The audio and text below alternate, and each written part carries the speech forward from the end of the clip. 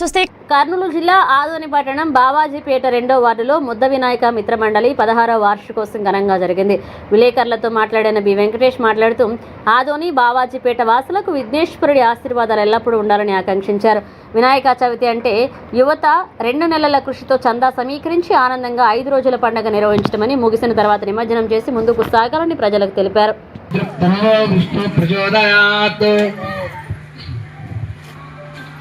కోరుతున్నాను. నా పేరు వెంకటేష్, మా నాన్న మాజీ కౌన్సిలర్ పి తిమ్మప్ప.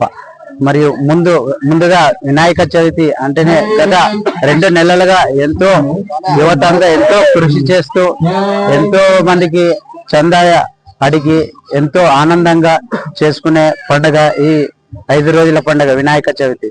కాబట్టి ఎలాగైతే ముందుగా అనుకున్నారో ఈ 5 రోజులు అలాగే జరిపించి మనసారా నిమజ్జనం చేస్తూ అందరూ సుఖ సంతోషాలతో ఇంటికి చేరాలని మనసారా కోరుతున్నాను.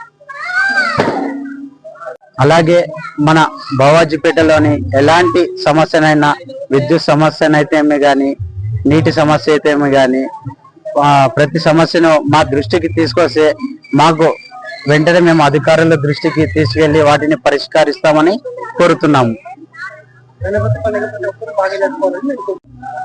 ఈ యొక్క గణపతి పండుగ ప్రతి ఒక్కరూ సుఖ సంతోషాలతో జరుపుకోవాలని మనసారా కోరుతున్నాను. నా పేరు బి వెంకటేష్, 2వ వార్డు బావాజీపేట.